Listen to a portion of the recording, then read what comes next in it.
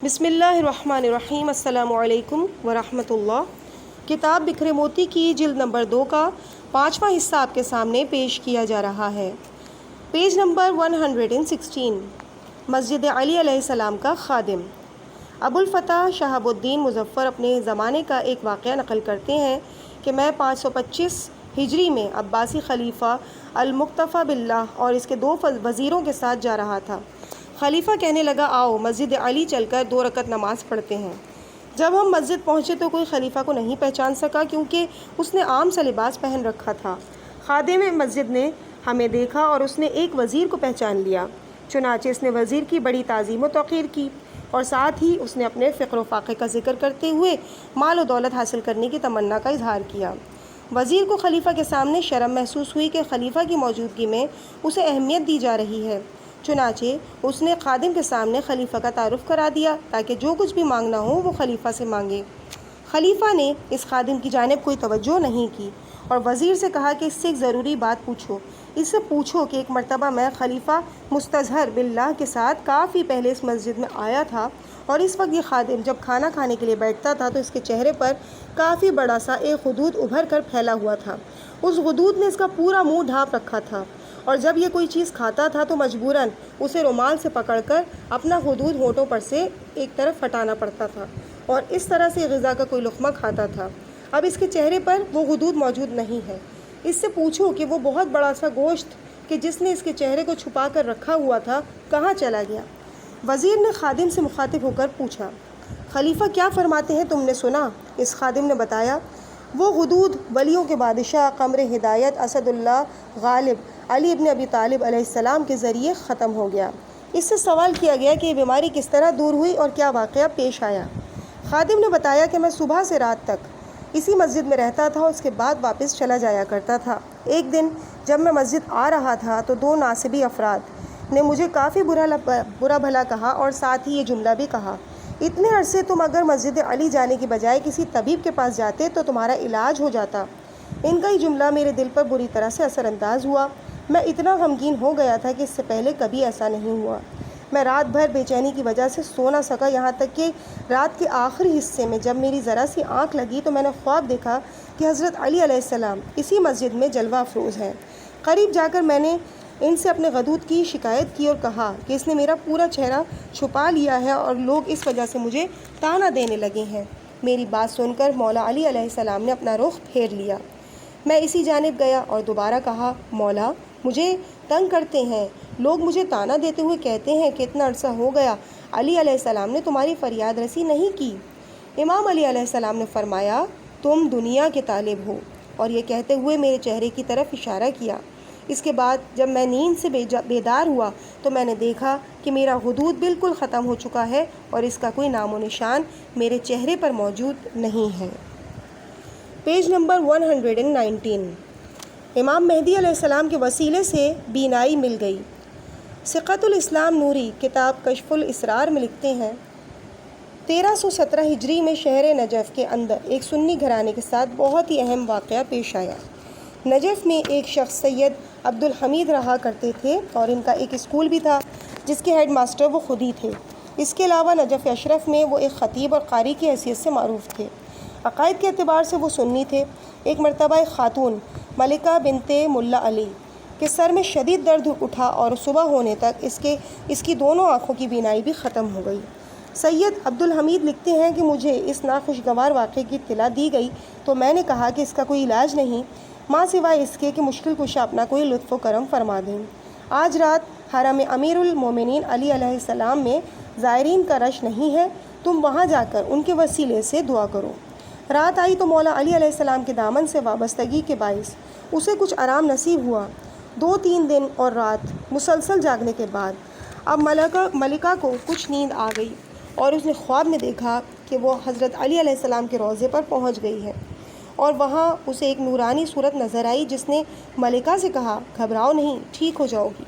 ملکہ نے پوچھا کہ آپ کون ہیں؟ اس نورانی صورت نے کہا کہ میں مہدی آل محمد علیہ السلام ہوں۔ عورت یہ خواب دیکھ کر بیدار ہوئی لیکن اس کی حالت میں کوئی بھی فرق نہیں پڑا تھا، البتہ اس بشارت کی وجہ سے دل مطمئن ہو گیا تھا۔ آنے والی صبح بدھ کا دن تھا اس نے کہا کہ مجھے وادی السلام میں موجود مقام مہدی علیہ السلام پر لے چلو۔ ماں، بہن اور دوسرے رشتہ دار اسے مقام مہدی علیہ السلام پر لے گئے۔ وہاں محراب میں بٹھا دیا گیا۔ وہ بیچاری وہاں بیٹھ کر حضرت امام مہدی علیہ السلام سے رو رو کر التجا اور دعا کرنے لگی، یہاں تک کہ اس پر غشی کی کیفیت طاری ہو گئی۔ اسی حالت میں اس نے دیکھا کہ دو بزرگوار تشریف لائے ہیں، اور ان میں سے ایک تو وہی ہیں کہ جن کی صورت، نورانی صورت، وہ پہلے بھی خواب میں دیکھ چکی تھی، اور دوسرے بزرگوار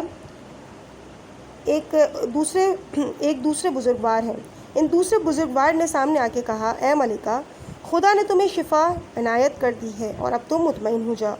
ملکہ نے پوچھا کہ آپ کون ہیں؟ انہوں نے فرمایا کہ میں علی ابن ابی طالب علیہ السلام ہوں، اور یہ میرے بیٹے مہدی علیہ السلام ہیں۔ پھر علی علیہ السلام کے اس فرزند نے ملکہ کی آنکھوں کی طرف اشارہ کیا تو وہ فوراً ٹھیک ہو گئیں۔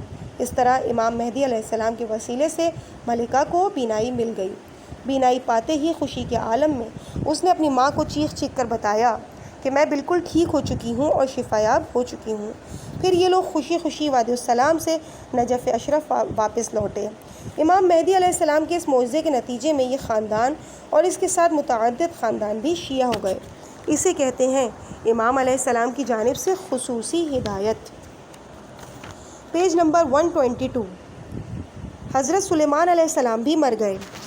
صحیح روایت میں ہے کہ جب حضرت سلیمان علیہ السلام 15 سال کے ہوئے تو ان کے والد حضرت داؤد علیہ السلام اس دنیا سے اٹھ گئے اور ساری سلطنت ان کی جانب منتقل ہو گئی۔ انہوں نے 40 سال تک بادشاہت کی اور 55 سال تک زندہ رہے، جنہوں نے ان کے لیے بڑے بڑے محل تعمیر کیے۔ ایسے ہی محلوں میں ایک محل شیشے کا تھا۔ اس محل کے چاروں طرف آئینے لگے ہوئے تھے۔ حضرت سلیمان علیہ السلام جب اپنے لشکر اور سلطنت کی وسعتوں کا معائنہ کرنا چاہتے تھے تو بلندی پر موجود شیشے کے اس محل میں جا کر آئینے کی مدد سے پورا شہر اور لشکر والوں کا اچھی طرح سے جائزہ لے لیتے تھے۔ اپنی عمر کے 55 سال مکمل کرنے کے بعد ایک دن انہوں نے کہا، آج میں بالکل آرام سے رہنا چاہتا ہوں، کسی قسم کی کوئی بری حرکت میں نہ سنوں اور کوئی بھی شخص مجھ سے ملنے نہ آئے۔ یہ کہہ کر جناب سلیمان علیہ السلام نے عصا ہاتھ میں لیا اور شیشے کے محل میں پہنچ گئے۔ پھر وہ عصا پر ٹیک لگا کر شہر کا معائنہ کرنے لگے۔ اچانک انہوں نے دیکھا کہ ایک نوجوان تیزی کے ساتھ اوپر سے ان کی طرف چلا آ رہا ہے۔ اسے دیکھ کر جناب سلیمان علیہ السلام کو وحشت محسوس ہونے لگی، یہاں تک کہ وہ جوان قریب آ گیا۔ حضرت سلیمان علیہ السلام نے پوچھا، تمہیں محل میں کس نے آنے دیا اور یہ اجازت تمہیں کس نے دی؟ اس نوجوان نے جواب دیا، اس گھر کے مالک نے مجھے بھیجا ہے۔ اور یہ جواب سن کر حضرت سلیمان علیہ السلام سمجھ گئے کہ آنے والا فرشتہ ہے، کیونکہ گھروں اور محلوں کا اصل مالک خداوند تعالیٰ ہے۔ آدمی کو سوچنا چاہیے کہ خود اس کی اپنی ذات کا مالک خدا ہے۔ میرے پاس اتنا مال اور دولت ہے، یہ نہیں کہنا چاہیے۔ مختصر یہ کہ حضرت سلیمان علیہ السلام سمجھ گئے تھے کہ آنے والا خدا کے حکم پر مامور ہے، لہٰذا آپ نے پوچھا، بتاؤ کہ تم کون ہو اور کس کام سے آئے ہو؟ اس نے کہا کہ میں ملک الموت ہوں۔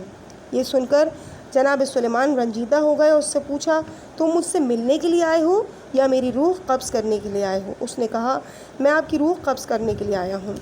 حضرت سلیمان علیہ السلام نے کہا کہ مجھے تھوڑی سی مہلت دے دو تاکہ میں اپنے محلوں، سپاہیوں کے دستوں اور مملکت کے دیگر امور کی انجام دہی کے لیے اپنا کوئی جانشین مقرر کر دوں۔ ویسے بھی حضرت سلیمان علیہ السلام ابھی حال ہی میں بیت المقدس کی تعمیر سے فارغ ہوئے تھے اور چاہتے تھے کہ تمام امور کو منظم کر دیں۔ اسرائیل علیہ السلام نے کہا، یہ نہیں ہو سکتا، یہاں تک کہ اس نے بیٹھنے یا لیٹنے کی مہلت بھی نہیں دی، اور اسی حالت میں کہ وہ عصا کا سہارا لیے ہوئے کھڑے تھے ان کی روح قبض کر لی گئی۔ اس طرح اتنی بڑی مملکت کے بادشاہ حضرت سلیمان علیہ السلام بھی مر گئے۔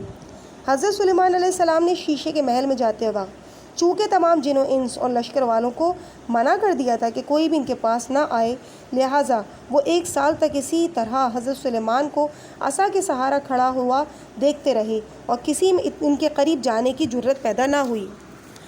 کوئی یہ کہتا تھا کہ جادو کر رکھا ہے اور کسی کا کہنا تھا کہ جان بوجھ کر ایسا کر رہے ہیں تاکہ نافرمانی کرنے والے کو سزا دیں۔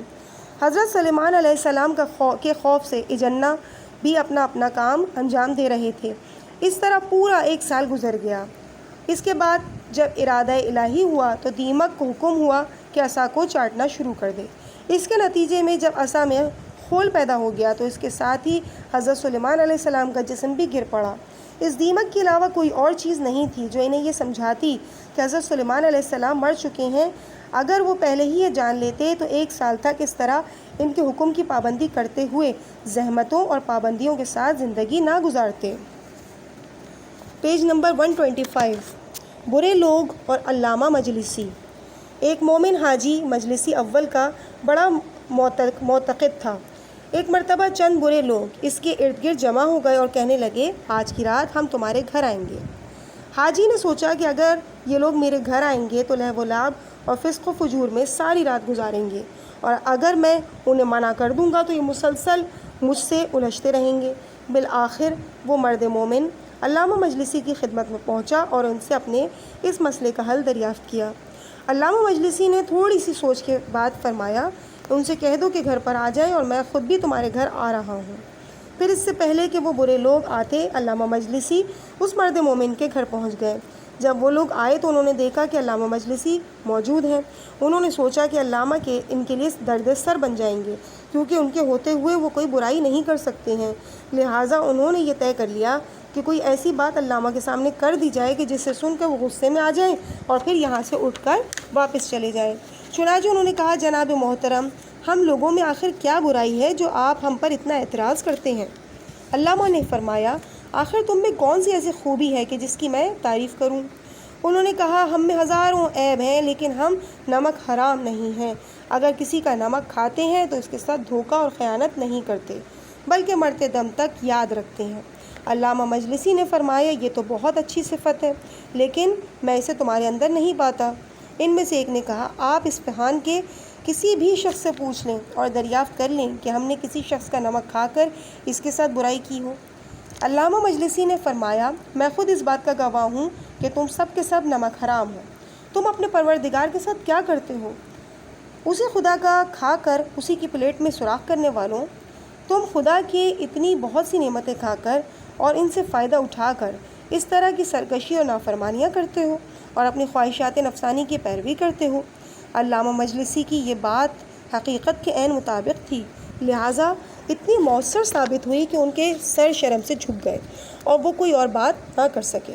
کچھ دیر تک مکمل سکوت طاری رہا اور پھر سب کے سب چلے گئے۔ رات ختم ہوئی اور صبح سویرے ان برے لوگوں نے علامہ مجلسی کے گھر کا دروازہ کھٹکھٹایا اور ان میں سے ایک بولا، محترم علامہ، کل رات آپ نے ہمارے سوئے ہوئے ضمیر کو جھنجھوڑ کر رکھ دیا اور ہمیں خواب غفلت سے جگا دیا۔ اب ہم توبہ کرنے کا طریقہ ہمیں بتائیے۔ علامہ مجلسی ان کے ساتھ بڑی مہربانی سے پیش آئے، انہیں توبہ کا طریقہ بتایا اور گزشتہ گناہوں کی تلافی کرنے کی جانب ترغیب دلائی۔ پیج نمبر 128 کوفے کا محل اور کٹے ہوئے سر۔ تاریخ میں لکھا ہے کہ عبد الملک مروان تخت حکومت پہ آیا تو اس وقت مصعب ابن زبیر عراقین پر قبضہ کر رکھا تھا۔ عبد الملک شام سے لشکر لے کر آیا اور اس نے مصعب سے جنگ کی اور آخر کار اس جنگ میں مصعب مارا گیا اور اس نے کوفے کو فتح کر لیا۔ عبد الملک مروان کوفے کے محل میں بیٹھا ہوا تھا۔ یہ اس کے لیے عیش و عشرت اور خوشیاں منانے کا دن تھا۔ اس نے بڑی خوشی کی حالت میں تخت پر بیٹھ کر حکم دیا، مصعب کا کٹا ہوا سر لایا جائے۔ یہ سن کر ایک عرب کانپ اٹھا اور اس پر لرزہ طاری ہو گیا۔ جب عبد الملک نے اس سے وجہ پوچھی تو اس نے بتایا، اے امیر، کچھ عرصے قبل اسی دربار میں نے دیکھا کہ ابن زیاد تخت پر بیٹھا ہوا تھا، اس کے سامنے فرزند زہرا امام حسین علیہ السلام کا سر لایا گیا۔ پھر کچھ عرصے کے بعد اسی دربار میں اسی تخت پر مختار بیٹھا تھا اور اس کے سامنے ابن زیاد کا کٹا ہوا سر لایا گیا۔ پھر کچھ دن بعد اسی دربار میں اسی تخت پر مصعب بیٹھا تھا اور اس کے سامنے مختار ثقفی کا کٹا ہوا سر لایا گیا، اور آج اسی جگہ آپ بیٹھے ہیں اور مصعب کا سر لایا گیا ہے۔ تو اس معمول کو دیکھ کر میں کانپ اٹھا ہوں کہ خدا بہتر جانتا ہے کہ آگے کیا ہونے والا ہے۔ پیج نمبر 130 علامہ بحر العلوم کے شاگرد کا بھوکا پڑوسی۔ فقی بزرگوار جواد عاملی کتاب مفاتیح الکرامہ کے مؤلف ہیں، اور وہ رات کا کھانا کھانے کے لیے بیٹھے ہوئے تھے کہ اتنے میں دروازے پر دستک ہوئی اور کسی شخص نے آ کر کہا، تمہارے استاد سید علامہ بحر العلوم تمہیں بلا رہے ہیں۔ علامہ بحر العلوم بڑے پائے کے عالم تھے۔ وہ عالم معنوی کی حیرت انگیز باتوں سے آشنا تھے اور وہ صاحب مکاشفہ بھی تھے، یعنی دوسروں کے حال کو جان سکتے تھے۔ استاد محترم کا حکم پا کر جواد عاملی فوراً ہی بحر العلوم کی خدمت میں پہنچ گئے اور دیکھا کہ استاد دسترخوان پر بیٹھے ہوئے ہیں اور ان کا چہرہ متغیر ہے۔ شاگرد نے اجازت لی اور ایک طرف بیٹھ گیا۔ استاد کے غیظ و غضب کو دیکھتے ہوئے شاگرد نے بڑے ادب سے پوچھا، کس وجہ سے میں آپ کے غضب کا نشانہ بن رہا ہوں؟ بحر العلوم نے فرمایا، ہفتہ بھر ہو گیا کہ تمہارے پڑوسی کے گھر میں کوئی کھانے کی چیز موجود نہیں ہے اور پورے ہفتے بھر تمہارا پڑوسی دکاندار سے کھجوریں ادھار لے لے کر گزارا کر رہا ہے اور اس کے بیوی بچے یہی کھجوریں کھا کر پیٹ بھرتے ہیں۔ لیکن آج وہ ادھار لینے کے لیے گیا تو دکاندار نے اسے یہ کہہ دیا کہ تمہارا قرض کافی بڑھ چکا ہے۔ یہ سن کر تمہارا پڑوسی بہت شرمندہ ہوا، شرم کے مارے اس نے مزید ادھار نہیں لیا اور اب اس کے بچے بھوک کی وجہ سے سو نہیں پا رہے۔ سید جواد نے کہا، مجھے یہ نہیں معلوم تھا۔ بحر العلوم نے فرمایا، اگر تمہیں یہ معلوم ہوتا اور تم اس کی مدد نہ کرتے تو اسلام سے خارج ہو جاتے اور تم زمین میں دھس چکے ہوتے۔ میں تمہیں اس لیے تنبیہ کر رہا ہوں کہ تم اپنے پڑوسی سے اتنے غافل کیوں رہے اور ایک ہفتہ اس طرح سے اس پر کیوں گزر گیا۔ اب یہ کھانے کے برتن ملازم کے ساتھ لے کر اپنے پڑوسی کے گھر جاؤ، اس کے ساتھ بیٹھ کر کھانا کھاؤ اور پھر یہ رقم کا تھیلا اسے دے کر واپس یہاں آؤ تاکہ میں کھانا کھا سکوں۔ شاگرد نے یہ کام انجام دینا شروع کیا اور ملازم گھر تک کھانا پہنچانے کے بعد واپس چلا گیا۔ جب سید جواد کھانا کھانے کے لیے پڑوسی کے گھر پہنچے، کھانا لے کر پڑوسی کے گھر پہنچے تو غذا کو دیکھ کر وہ سمجھ گیا کہ یہ ان کی طرف سے نہیں ہے۔ پڑوسی کہنے لگا، جب تک تم یہ نہیں بتاؤ گے کہ کھانا کہاں سے آیا ہے میں نہیں کھاؤں گا۔ سید جواد کھانے پر اصرار کرتے رہے اور پڑوسی انکار کرتا رہا، یہاں تک کہ مجبوراً سید جواد نے سارا ماجرا بیان کر دیا اور صاف صاف بتا دیا کہ یہ کھانا بحر العلوم نے بھیجا ہے۔ یہ سن کر جواد عاملی کے پڑوسی نے کہا، میرا خدا گواہ ہے کہ میری حالت سے اس کے علاوہ اور کوئی باخبر نہیں تھا۔ میں چاہتا ہوں کہ بحر العلوم کے اس بات کو دہراؤں جو انہوں نے اپنے شاگرد سے کہی تھی کہ اگر تمہیں یہ معلوم ہوتا کہ تم اس کی مدد نہ کرتے تو اسلام سے خارج ہو جاتے اور زمین میں دھس چکے ہوتے۔ اس زمن میں یہ کہنا چاہوں گا کہ اگر آج کل جو لاؤڈ اسپیکر پر کئی گھنٹوں اور رات گئے تک بلند آواز میں پڑوسیوں کو اذیت پہنچاتے ہیں، ان کا کیا انجام ہوگا؟ پڑوسیوں کو اس طرح سے تکلیف پہنچانا حرام ہے، خواہ تلاوت قرآن یا مجلس کی محافل ہی کی صورت میں کیوں نہ ہو۔ رات گئے تک شور شرابے کی وجہ سے ہو سکتا ہے کہ پڑوس میں کسی بیمار کو تکلیف پہنچ جائے یا کوئی نومولود اور کم سن بچہ اس سے متاثر ہو۔ پیج نمبر 133، ثمرہ اور کھجور کا درخت۔ ثمرہ ابن جندب بظاہر ایک مسلمان تھا لیکن عدل و انصاف کے مفہوم سے بالکل ناآشنا تھا۔ وہ ایک بے وقوف، لالچی اور گستاخ اور ہٹ درم شخص تھا۔ وہ ایک کھجور کے درخت کا مالک تھا جو ایک انصاری کے گھر میں لگا ہوا تھا۔ جب اسے اپنے درخت کی دیکھ بھال کی ضرورت ہوتی تو انصاری کے گھر کچھ کہے سنے بغیر گھس جایا کرتا تھا۔ وہ انصاری سے سمجھاتا تھا اور کہتا تھا کہ اے ثمرہ، ٹھیک ہے کہ میرے گھر میں تمہارا کھجور کا درخت ہے، تم اس کی دیکھ بھال کے لیے یہاں آنے جانے کا حق رکھتے ہو، لیکن جب آؤ تو کم از کم آواز دے دیا کرو۔ یہ سن کر ثمرہ نے بڑی بے شرمی سے کہا، مجھے آنے جانے کا پورا حق حاصل ہے تو میں اجازت کس بات کی لوں؟ بالآخر اس انصاری نے حضور اکرم صلی اللہ علیہ وآلہ وسلم سے اس کی شکایت کی اور کہا، یا رسول اللہ، ثمرہ میرے گھر میں آنے جانے کے سلسلے میں حق شراکت رکھتا ہے، لیکن میں اسے جتنا بھی سمجھاؤں وہ بغیر اطلاع دیے گھر میں چلا آتا ہے۔ گھر کے اندر بیوی بچے ہوتے ہیں اور وہ اس کی کوئی پرواہ نہیں کرتا۔ حضرت نے ثمرہ کو بلوایا اور پوچھا، تمہارا شریک ایسی باتیں کہتا ہے اور یہ کہہ رہا ہے کہ تم اس کے گھر جاتے ہو تو بغیر اطلاع دیے ہوئے گھر میں گھس جاتے ہو؟ ثمرہ نے جواب دیا، کھجور کا درخت میرا ہے، مجھے وہاں آنے جانے کا حق حاصل ہے، تو میں کس بات کی اجازت لوں؟ حضرت نے اس سے کہا، کیا تم اپنا یہ کھجور کا درخت دوسرے کھجور کے درخت کے بدلے بیچنے کو تیار ہو؟ یہ درخت دے کر دوسرا ایسا ہی درخت کسی اور جگہ لینے پر آمادہ ہو؟ اس شخص نے کہا، نہیں۔ حضرت نے فرمایا، اچھا اس کے بدلے 2 درخت لے لو۔ اس نے کہا، نہیں، یہاں تک کہ آپ نے اسے 10 درختوں کی پیشکش کر دی۔ اس کے باوجود اس نے کہا کہ یہ معاملہ کرنے کو تیار نہیں ہوں۔ پھر نبی کریم صلی اللہ علیہ وآلہ وسلم نے فرمایا، آؤ ایک دوسرا سودا کر لو، فنا ہونے والی چیزوں کو باقی رہنے والی چیزوں کے عوض فروخت کر دو۔ تم مجھے اپنا کھجور کا یہ درخت اس کھجور کے درخت کے بدلے میں بیچ دو کہ جو کبھی فنا نہیں ہوگا۔ اس کے باوجود اس ہٹ دھرم نے کہا، ہرگز نہیں، میں اس کے لیے بھی تیار نہیں ہوں۔ اس کا یہ جواب سن کر ایک روایت کے مطابق جسے سبھی نے نقل کیا ہے، نبی کریم صلی اللہ علیہ وآلہ وسلم نے فرمایا، تم ایک نقصان پہنچانے والے شخص کے علاوہ اور کچھ بھی نہیں ہو۔ اسلام میں نہ نقصان برداشت کرنے کا حکم ہے اور نہ ہی نقصان پہنچانے کا۔ یہ ارشاد فرمانے کے بعد آپ نے حکم دیا کہ اس کے درخت کو جڑ سے اکھاڑ کر اس کے سامنے ڈال دو، یہ جہاں چاہے وہاں جا کر اپنا درخت لگا لے۔ ثمرہ دنیا کا حریص بن چکا تھا، یہی وجہ تھی کہ وہ حضرت علی علیہ السلام کا دشمن بن گیا۔ حضرت صلی اللہ علیہ وآلہ وسلم کی رحلت کے بعد جب اس نے دیکھا کہ پیسہ اور دنیا معاویہ کے پاس ہے تو وہ شام چلا گیا۔ معاویہ نے اس سے کہا، اگر تم ممبر پر جا کر حضرت علی علیہ السلام پر الزام تراشی کرو تو یہ کہو کہ میں نے پیغمبر سے سنا ہے کہ یہ آیت وَمِنَ النَّاسِ مَن يَشْرِي نَفْسَهُ نعوذ باللہ قاتل علی علیہ السلام کی شان میں نازل ہوئی ہے، اور اس طرح آیت کو ابن ملجم سے منسوب کر دو، حالانکہ یہ آیت مولائے کائنات حضرت علی علیہ السلام کی شان میں شب ہجرت نازل ہوئی۔ مختصر ہے کہ معاویہ نے یہ جھوٹی حدیث بیان کرنے کے لیے ثمرہ کو 1,00,000 درہم کی پیشکش کی۔ اس نے کہا، اتنے بڑے جھوٹ کے لیے 1,00,000 درہم بہت کم ہے۔ معاویہ نے کہا، اچھا 2,00,000 لے لو۔ حضرت علی علیہ السلام کی شان میں نازل ہونے والی آیت کو ان کے قاتل سے منسوب کر دو۔ اس نے کہا، نہیں، یہ رقم بھی کم ہے۔ پھر حاکم شام نے 3,00,000 کی پیشکش کی، لیکن اس نے انکار کر دیا۔ پھر معاملہ 4,00,000 درہم پر طے پایا۔ اس کے بعد وہ جمعے کے دن مسلمانوں کے سامنے ممبر پر گیا اور کہنے لگا، میں نے خود پیغمبر اکرم سے سنا ہے کہ آپ نے فرمایا کہ یہ آیت ابن ملجم کی مدح میں نازل ہوئی ہے۔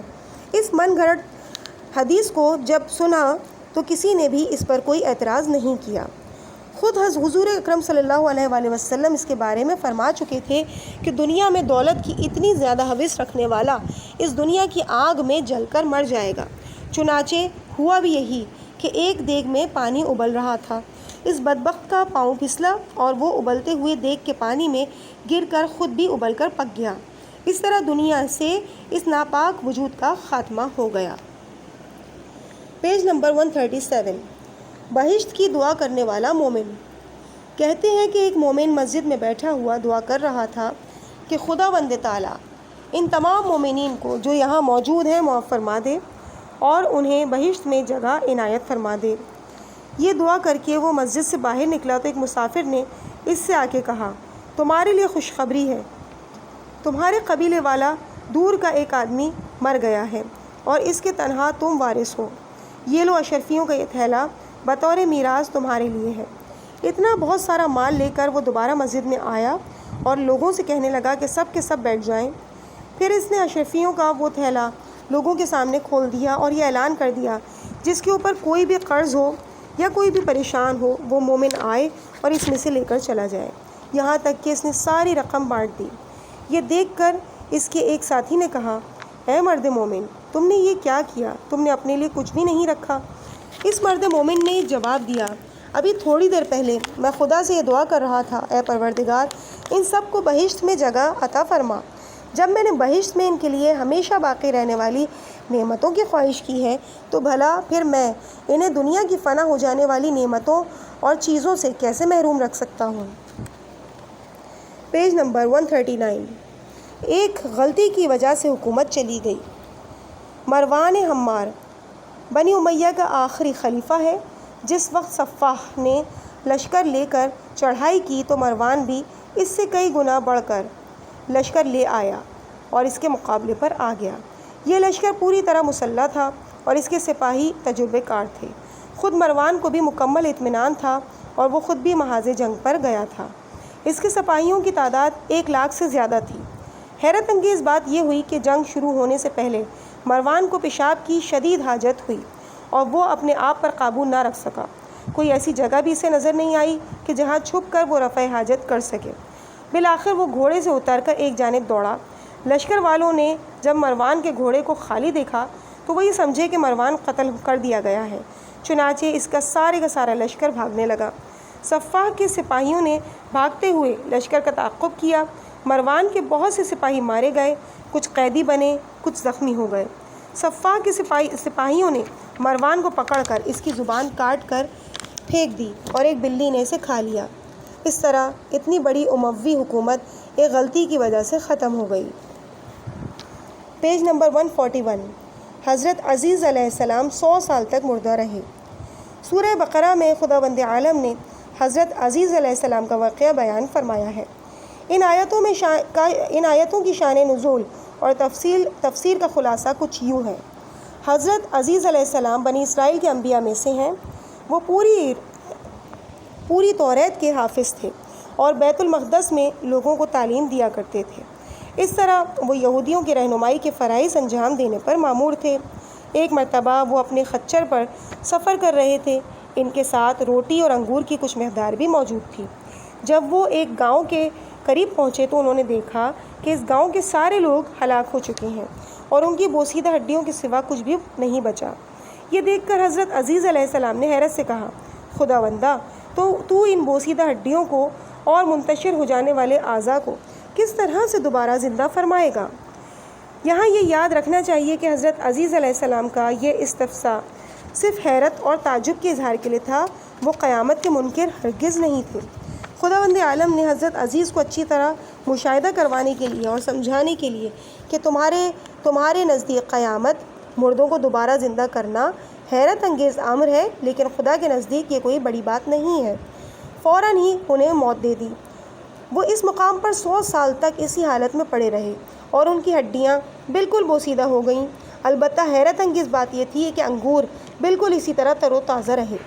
100 سال کے بعد خداوند قیوم نے عزیز علیہ السلام کو دوبارہ زندہ کیا اور ایک فرشتے کو انسانی صورت میں ان کے پاس بھیجا۔ اس نے پوچھا کہ تمہیں یہاں آئے ہوئے کتنا عرصہ ہوا ہے؟ عزیز نے کہا، 1 دن یا اس سے کچھ کم مدت۔ فرشتے نے بتایا، نہیں، بلکہ تمہیں یہاں آئے ہوئے پورے 100 سال ہو چکے ہیں اور 100 سال تک تم یہیں پڑے رہے ہو۔ ذرا اپنے خچر کو تو دیکھو کہ خدا اسے کس طرح سے دوبارہ زندہ کرتا ہے۔ حضرت عزیز علیہ السلام نے دیکھا کہ خچر کے بکھرے ہوئے اجزاء میں سے ایک مرتبہ حرکت پیدا ہوئی اور وہ آپس میں جڑنے لگے۔ پھر ایک ایک کر کے پاؤں، سر، آنکھیں، کان اور دوسری تمام چیزیں آپس میں مل گئیں اور اس طرح خچر کا پورا جسم مکمل ہو گیا اور وہ اپنی جگہ سے اٹھ گیا۔ پھر اس فرشتے نے کہا، اے عزیز، ذرا تم اپنے انگوروں کو دیکھو کہ یہ ذرہ برابر بھی خراب نہیں ہوئے ہیں۔ قدرت خدا کا اچھی طرح مشاہدہ کرو اور جان لو کہ خداوند عالم ہر چیز پر قادر ہے۔ اس کے بعد جناب عزیز علیہ السلام بیت المقدس کی طرف واپس لوٹے۔ انہوں نے دیکھا کہ شہر یکسر بدل گیا ہے، کوئی بھی جانا پہچانا شخص دکھائی نہیں دے رہا۔ وہ مخصوص نشانیوں کے ذریعے اپنے گھر پہنچے، دروازے پر دستک دی۔ اندر سے کسی نے پوچھا کہ کون ہے؟ انہوں نے جواب دیا، میں عزیز ہوں۔